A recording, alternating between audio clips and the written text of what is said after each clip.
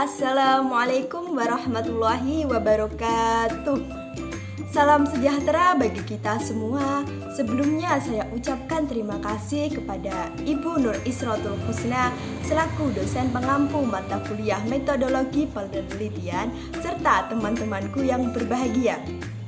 Izinkan saya di sini Eli Fatmawati dari jurusan Tadris Ilmu Pengetahuan Sosial kelas 5B Fakultas Tarbiyah dan Ilmu Keguruan untuk menyampaikan proposal hasil penelitian saya dengan judul Pengaruh Metode Pembelajaran Problem Solving terhadap kemampuan berpikir kritis siswa kelas 8 pada mata pelajaran Ilmu Pengetahuan Sosial di SMP Negeri 1 Udanawu.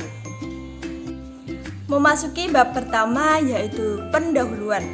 Pendahuluan di sini berisi tentang beberapa latar belakang peneliti melakukan penelitian ini, yaitu pertama, hanya sedikit sekolah yang benar-benar mengajarkan siswanya untuk mengembangkan kemampuan berpikir kritis.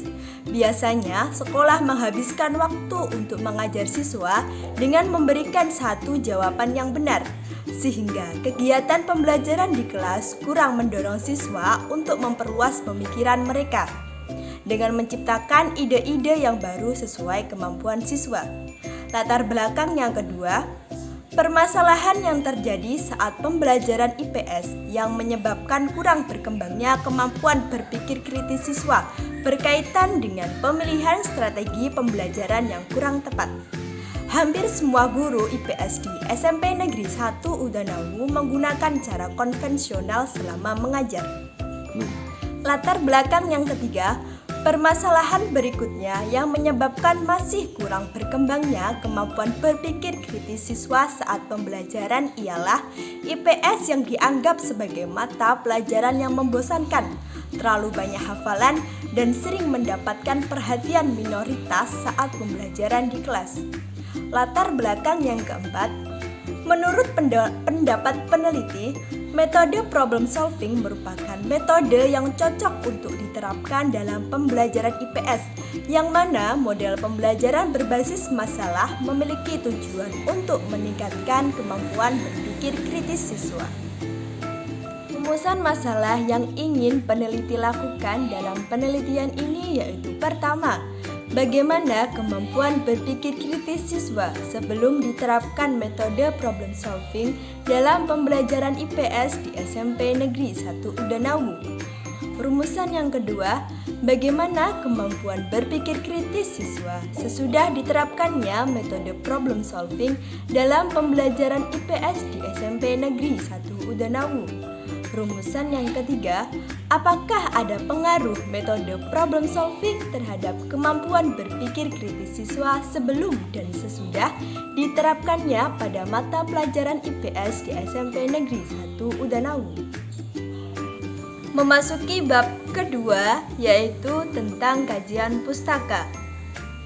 Di dalam kajian pustaka ini terdapat yang namanya kajian teori. Kajian teori yang pertama yaitu terkait apa itu metode pembelajaran problem solving. Metode pembelajaran problem solving merupakan penyampaian materi dalam proses pembelajaran di mana siswa dihadapkan dengan masalah-masalah yang harus dipecahkan untuk mencapai tujuan pembelajaran. Kajian teori yang kedua, apa itu berpikir kritis? Berpikir kritis adalah sikap atau proses untuk memikirkan berbagai masalah, mengajukan pertanyaan, menemukan informasi yang disertai dengan bukti dan kesimpulan yang masuk akal serta reflektif untuk memutuskan apa yang dipercayai. Terdapat beberapa indikator dalam berpikir kritis ini. Yang pertama, memberikan penjelasan secara sederhana. Yang kedua, membangun keterampilan dasar seperti mempertimbangkan suatu laporan dalam observasi. Indikator yang ketiga, menyimpulkan. Indikator yang keempat, memberikan penjelasan secara lanjut. Dan indikator yang kelima, mengatur strategi serta taktik.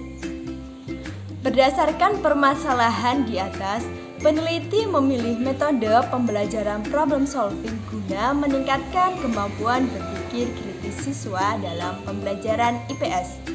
Hal ini dapat dijelaskan melalui kerangka konseptual sebagai berikut.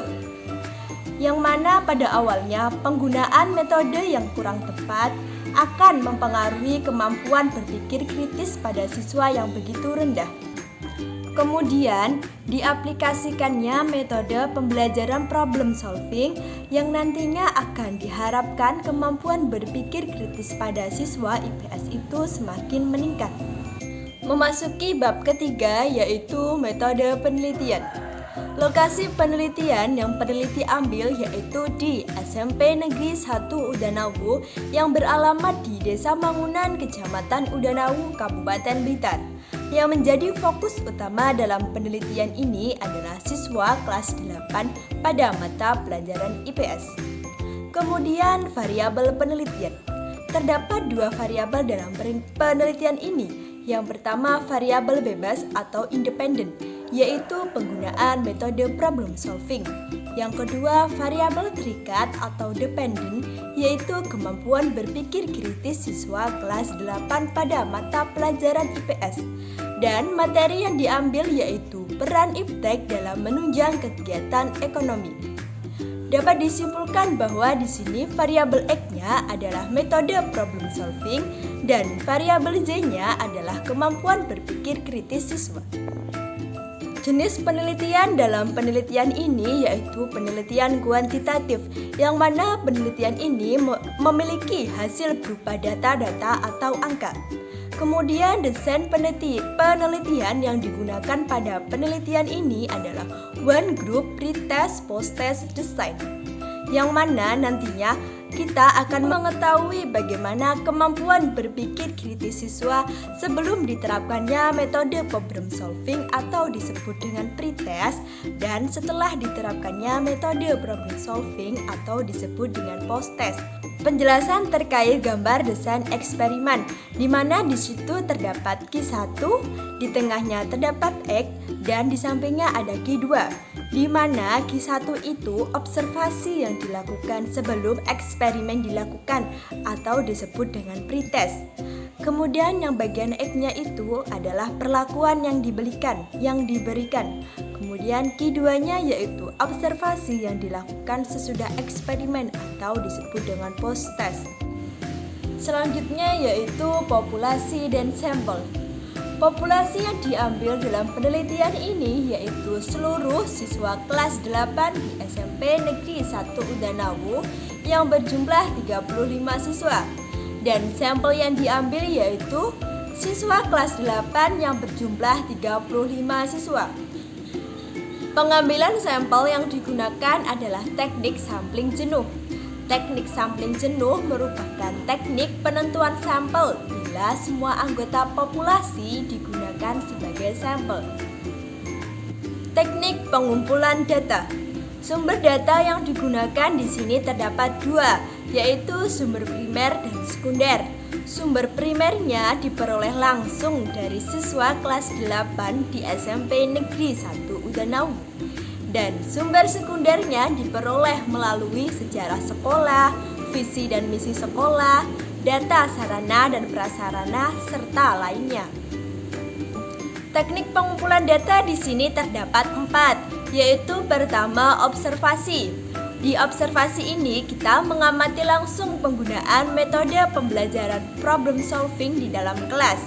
Kemudian terdapat wawancara, di mana teknik wawancara ini digunakan ketika peneliti ingin mengetahui lebih dalam tentang responden. Teknik ketiga yaitu tes. Tes ini berupa tes esai yang diberikan saat pre-test dan saat post-test. Kemudian yaitu yang terakhir dokumentasi. Teknik analisis data yang digunakan dalam penelitian ini yang pertama yaitu uji normalitas. Uji ini digunakan untuk mengetahui apakah data yang diambil merupakan data yang berdistribusi normal atau tidak. Uji ini menggunakan rumus C kuadrat atau X kuadrat. Yang kedua, uji T. Penentuan hipotesis diterima apabila T hitung lebih besar dari T tabel dan taraf signifikasinya lebih kecil dari 0,05. Yang ketiga, uji heteroskedastisitas apabila signifikasi dari variabel bebas lebih dari 5% atau 0,05, maka tidak akan terjadi heteroskedastisitas. Dari beberapa pemaparan tadi dapat disimpulkan bahwa keberhasilan dalam pembelajaran IPS salah satunya dipengaruhi oleh metode pembelajaran. Metode pembelajaran yang dapat meningkatkan kemampuan berpikir kritis siswa pada mata pelajaran IPS yaitu metode pembelajaran problem solving. Metode pembelajaran problem solving yang merupakan suatu cara penyajian bahan pelajaran dengan menyajikan suatu masalah sebagai titik tolak pembahasan untuk dianalisis dalam usaha mencari pemecahan atau jawabannya oleh siswa. Pendekatan dalam penelitian ini menggunakan pendekatan kuantitatif karena data yang diperoleh akan diwujudkan dalam bentuk angka. Tujuan dari penelitian ini adalah untuk mengetahui pengaruh variabel bebas yaitu metode pembelajaran problem solving terhadap variabel terikat yaitu kemampuan berpikir kritis siswa. Penyampaian proposal penelitian yang telah saya buat, semoga proposal ini dapat menjadi referensi belajar bagi kita semua. Wallahul muwaffiq ila aqwamit thoriq. Wassalamualaikum warahmatullahi wabarakatuh.